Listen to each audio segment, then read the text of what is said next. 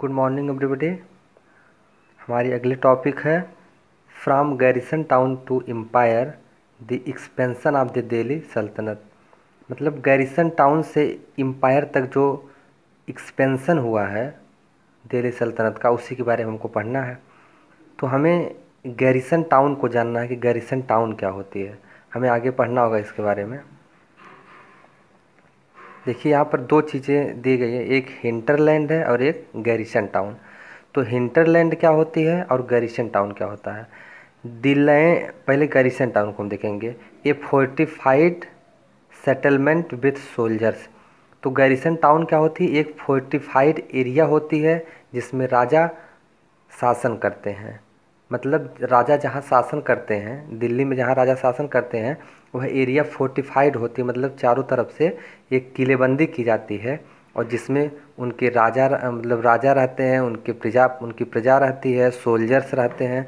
तो garrison town जो है वह एक ऐसी एरिया होती है जिसमें राजा शासन करते हैं, वह फोर्टिफाइड होती है। अब हिंटरलैंड को हम देखेंगे। The lands adjacent to a city or port that supply it with goods and services।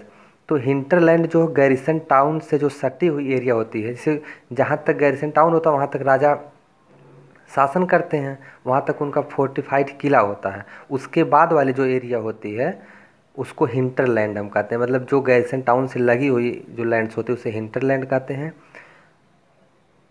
Okay, तो आगे हम देखेंगे। The sultans seldom controlled the hinterland of the cities and were therefore dependent upon trade, tribute or plunder for supplies। तो जो sultans होते हैं वह hinterland पर उन्हें डिपेंड होना पड़ता है। जैसे गैरिसन टाउन तक उनका जो है अपनी एरिया होती है, वहाँ तक उनका फोर्टिफाइड किला होता है, वहाँ तक वो राजा शासन करते हैं।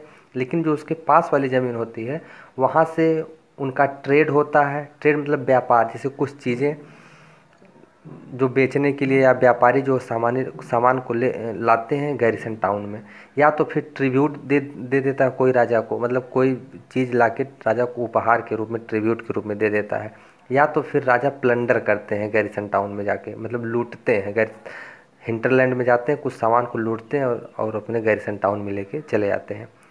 तो चूँकि राजा गैरिसन टाउन तक ही सीमित रहते हैं, गैरिसन टाउन में उनका शासन रहता है। लेकिन हिंटरलैंड जो गैरिसन टाउन से लगी हुई ज़मीन होती है, हिंटरलैंड जो होता है, वहाँ पर राजा को निर्भर होना पड़ता है ट्रेड पर। क्योंकि कुछ हर चीज़ें तो गैरिसन टाउन में उपलब्ध नहीं होंगी, कुछ चीज़ें तो बाहर से भी मंगवानी पड़ती है। तो हिंटरलैंड पर राजा डिपेंड होते हैं, जिससे कुछ सामानें जो है बाहर से भी उन्हें मिल जाए। तो उसके लिए वो ट्रेड, ट्रिब्यूट और प्लंडर के द्वारा हिंटरलैंड से सामानों को लाते हैं।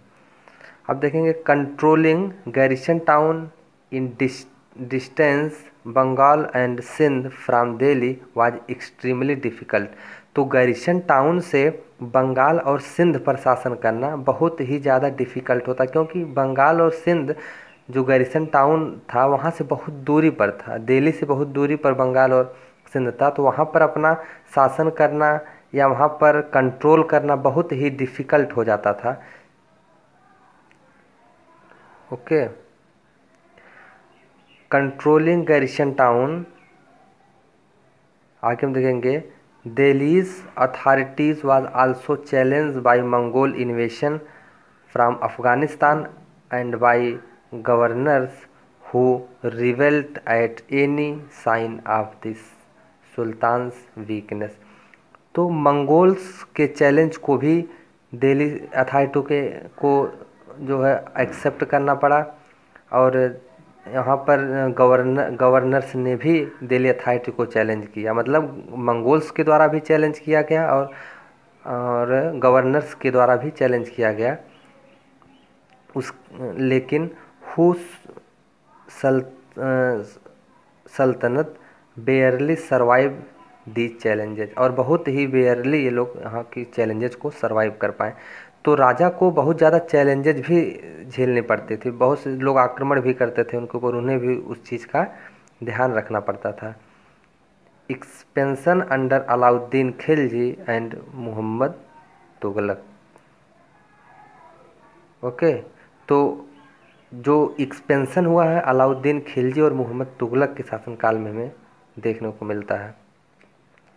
आगे हम देखेंगे the first set of campaigns along the internal frontier of the Sultanate aimed at consolidating the hinterlands of the garrison town. During these campaigns, forests were cleared in the Ganga Yamuna Doab. तो इंटरनल फ्रंटियर को हमें देखना कि internal frontier क्या होती है। तो जो गैरिसन टाउन से लगी हुई ज़मीनें होती हैं, वहाँ से जो सटी हुई ज़मीनें होती हैं, उसे ही हम इंटरनल फ्रंटियर कहते हैं। तो सबसे पहले राजा का फोकस इंटरनल फ्रंटियर पर होता था, मतलब जो गैरिसन टाउन से लगी हुई ज़मीनें थी पहले उनके ऊपर कब्जा हो जाए, उसके बाद फिर आगे वो बढ़ते थे। तो सबसे पहले राजा ने क्या किया, इंटरनल फ्रंटियर को अपने अंडर लेने की कोशिश की। इसलिए the first set of campaigns along the internal frontier of the Sultanate aimed at consolidating the hinterlands of the garrison town. During these campaigns, forests were cleared in the Ganga Yamuna Doab. तो उन्होंने सबसे पहले फॉरेस्ट को क्लियर करवाया, जो गंगा यमुना के बीच के जो फॉरेस्ट थे उसको उन्होंने क्लियर करवाया। And hunter gatherers and pastoralist expel from their habitat. और वहाँ के जो हंटर गैदरर्स थे या पैस्टोरलिस्ट मतलब जो चरवाहे, उनको उन्होंने वहाँ से एक्सपेल कर दिया, मतलब हटा दिया, फ्राम देयर हैबिटल, जहाँ पर भी वो रहते थे।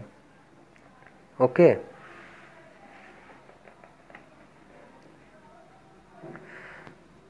These lands were given to peasants.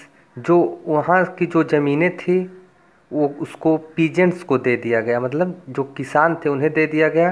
And agriculture was encourage, जिससे कि एग्रीकल्चर इनकरेज हो सके। New fortresses garrison towns were established to protect trade routes and to promote regional trade. और वहाँ पर नए नए फॉरेस्ट्रेस गैरिसन टाउन्स को बनवाया गया, जिससे कि वहाँ पर ट्रेड रूट को प्रोटेक्ट किया जा सके और रीजनल ट्रेड को प्रमोट किया जा सके। Okay, the second expansion awkward along the external frontier. जब इन्होंने इंटरनल फ्रंटियर मतलब जो गैरिसन टाउन से लगी हुई ज़मीनें थी, जब उस पर इन्होंने अपना अधिकार कर लिया, तब ये जो इन एक्सटर्नल फ्रंटियर मतलब जो दूर दूर की ज़मीनें होती थी उस पर इन्होंने अपना अधिकार करने की कोशिश की।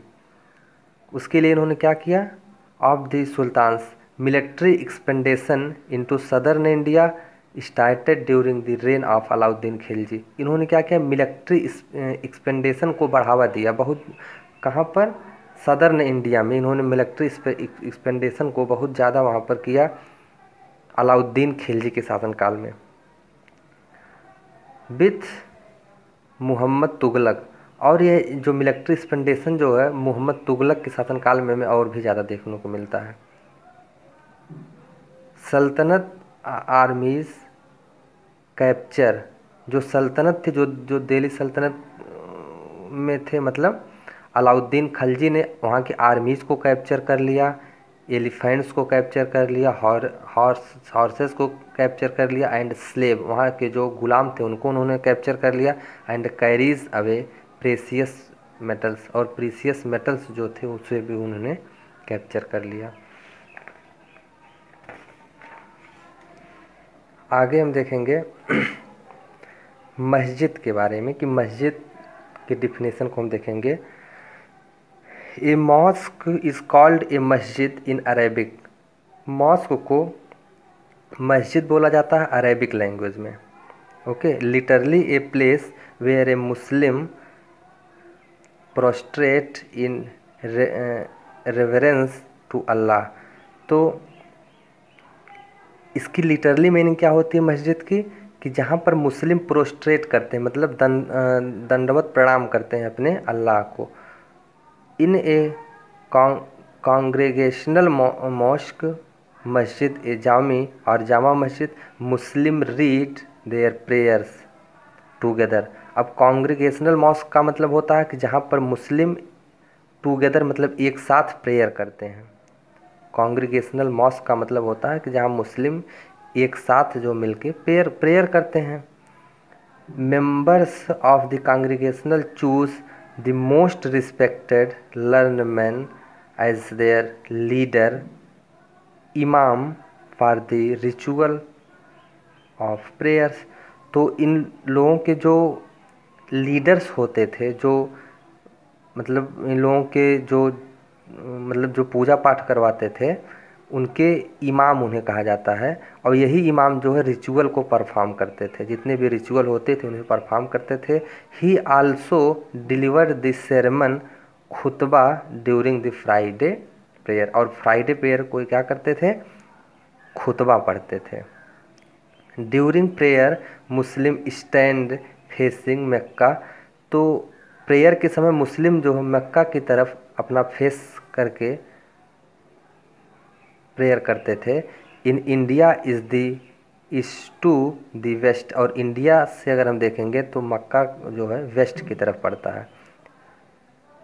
This is called the Cuba. इसे क्यूबा भी इसे क्यूबा के नाम से जाना जाता है। Okay, thank you.